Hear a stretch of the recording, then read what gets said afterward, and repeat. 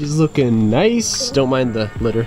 Welcome back, guys, to another video here. We are continuing off the work on the 240 today. Now, if you guys missed the past two videos, working on the whole transmission that we just been yanking out and putting back in, make sure you guys check those out.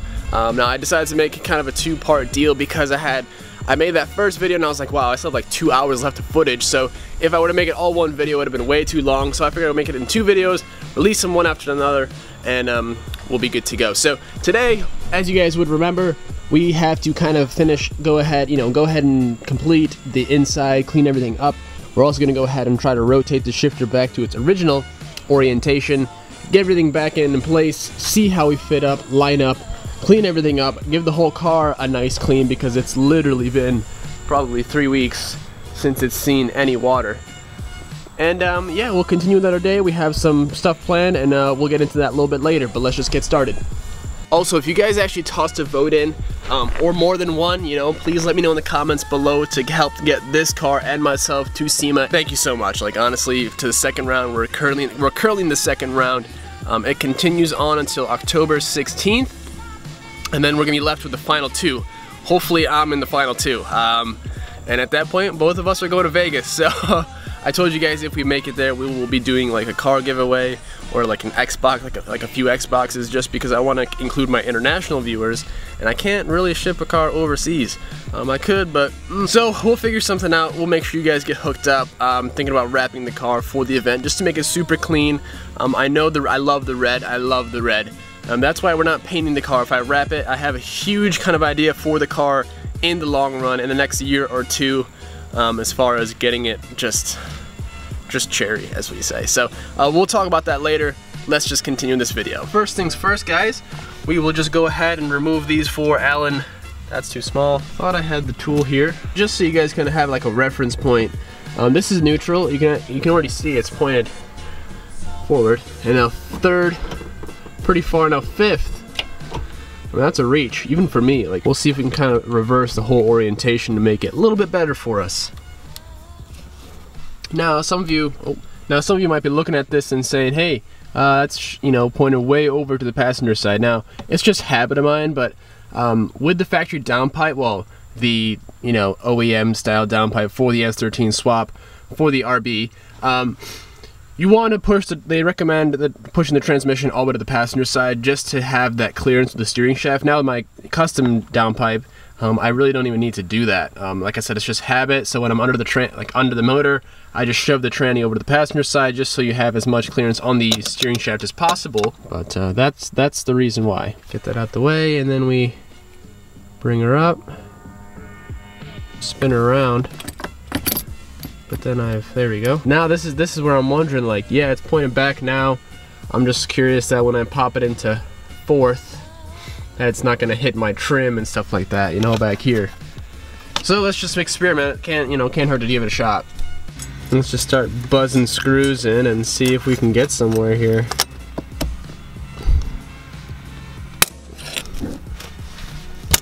All right. I mean, well, we have to do a bit of slicing and chopping, and I just split that seam. Oh, you see that? I have to chop her up a little bit in here just to be able so it can kind of squish up, because it's just pretty bunched up now. Now we just need Phil.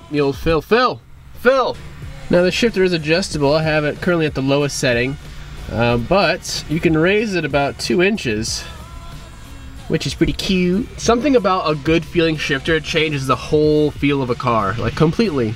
Like, if you guys agree. But now, let's moment of truth. So let's go ahead and put our whole center console back on, and hopefully we clear everything with this guy. Please, I'm praying, because this feels real good, just real good. All right, hopefully you guys can even see what I'm doing here. Oh boy, that shifter's already getting in the way a little bit. Okay, we gotta take a couple steps back here. Now we shouldn't have any issue, obviously. Plug her in there. Put our shifter back on here. I think I'm gonna switch to the black shift knob though, White's a little bit kind of random for the car. Now here we go. Oh, you kidding me? I gotta take this shifter back off. I don't know why I'm getting ahead of myself here. Oh, please work, bro. I got a feeling it probably might. It might work, but I don't know, the shift boot may not like it. It looks kind of weird, which I don't necessarily like. Oh no, gentlemen, I can't. Oh man. All right.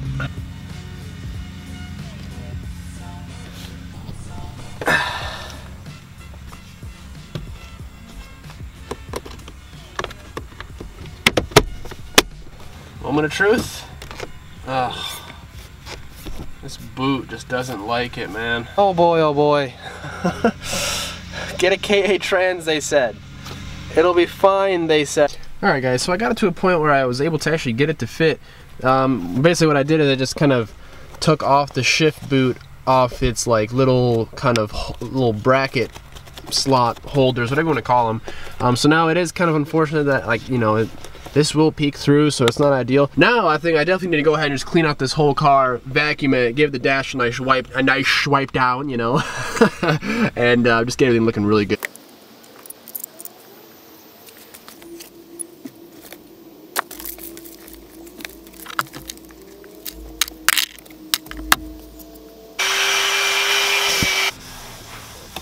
I know how much you guys love Armor All wipes, so.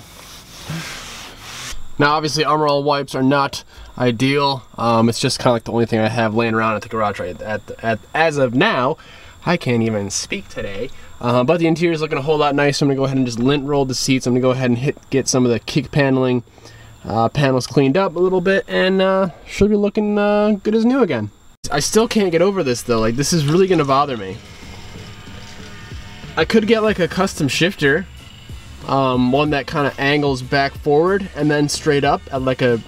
I'll have to look into that. If you guys have any knowledge of that, or where I could find something or get something like that made, let me know. I'm gonna hit up my buddy and see if he can help me out, but yeah, we'll figure it out.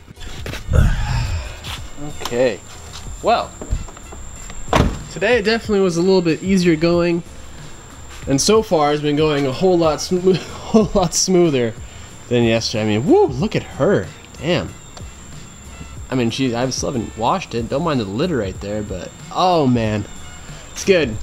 I do want to apologize for like the bit of like negativity in the previous videos. I don't want to have that in my video, in my content. I want things to be upbeat and positive all the time. If things do ever go sour or bad, like in your day, you know, regardless, it's always something that you guys got to keep in mind. You know, stay positive, keep with a good mindset, and you know, things will always turn around. You will figure it out. It may be kind of crappy at the time, but you'll always get it. So that's just kind of a quick little lesson, and just kind of, you know, something I just wanted to mention, because I did notice I was a little bit bummed and angry about that whole situation. But you know, it's sometimes just the way, you know, the way it goes. You live and learn. Now I know that every time I put a new tranny in, to check, and like if I split the bell housings, to check the linkages, make sure they're all good. And yeah, so like I said, you live and learn. By the way, Evan, I don't know if you're watching this, man, but every time I step into my garage now, all I can smell is protection. Like, that's all I smell. I don't know where it is, but that's all I'm getting. If you guys missed that video, check it out.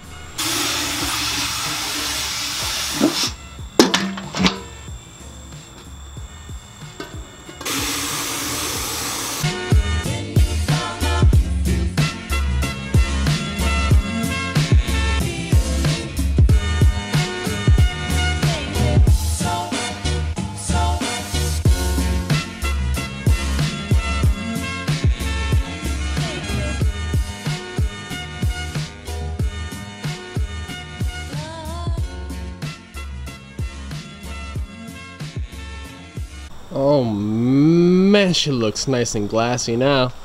Now, if you guys don't follow me on Twitter, which if you don't, you definitely should. You guys would have heard me be, you know, ranting lately. The whole That Dude in Blue review, super awesome review. Had a great time down there. Honestly though, like, kind of bummed out that it didn't really affect the channel at all. Like, I thought I would do really well.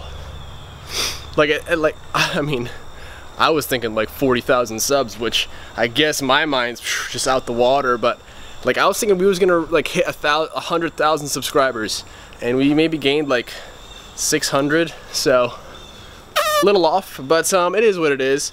To anyone that's here from that review, thank you so much. Like, that's awesome. We have a new build starting very, very soon. from the ground up. So it's going to be super cool for you guys to see that from this, from the beginning. Essentially, how this car started when I first got it will be the next build, like how that's starting off. So a lot to come. We'll talk to that in the next coming videos for sure. So today we're going to be basically working on custom ducting, making some panels. Probably also might even try and make something for my oil cooler in here. That way we just direct all the air that gets, taken into this port, and it has to go to the oil cooler. It can't go around, stuff like that. Same with in here. I have a nice big gap in here. A lot of air probably escapes through there. And then also, on the sides. So we're gonna go ahead and try and make some custom fab little pieces. Well, I say custom fab. Go ahead and make some templates, cut out some metal.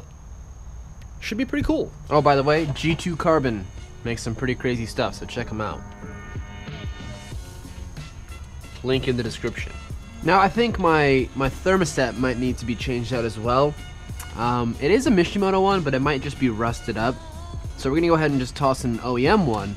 We'll see if we get that to that today. Get to that today, folks. All right. Run. Oh, whoops.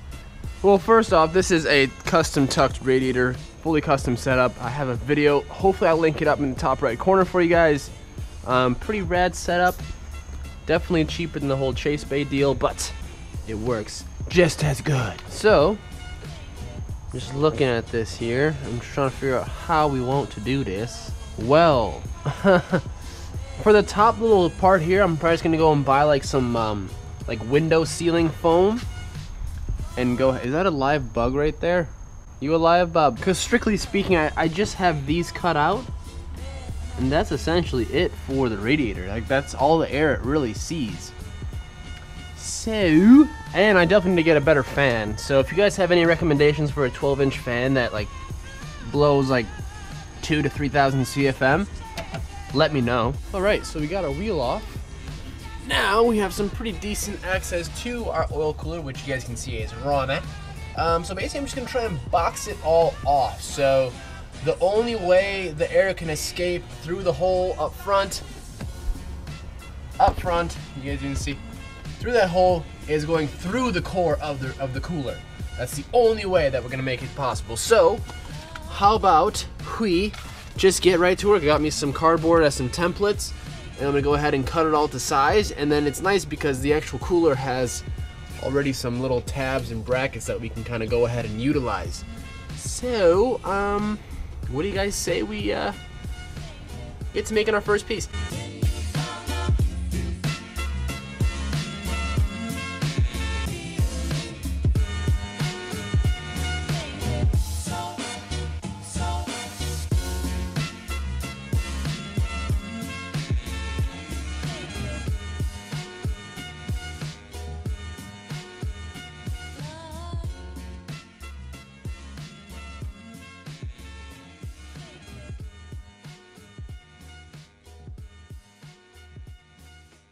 Alright, so we have all of our pieces. Now I gotta clean up my mess. But as we have the top, we have the bottom. This, I believe. Wait, like this. This is the, like that. Let's see if we can get it in.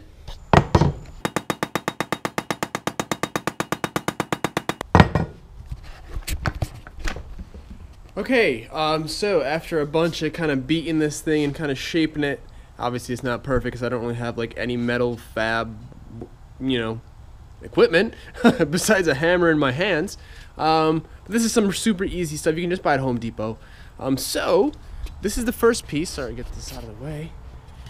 And by the way, once we kind of step up the game with this channel, once the channel steps up, we'll upgrade the camera and stuff like that. So no need to worry. Quality will be bumping up here in the near future. So as you guys can see, we got something along these lines. Now all I have to do is kind of unbolt it, bolt this down, and we should be pretty decent. So let's get to it.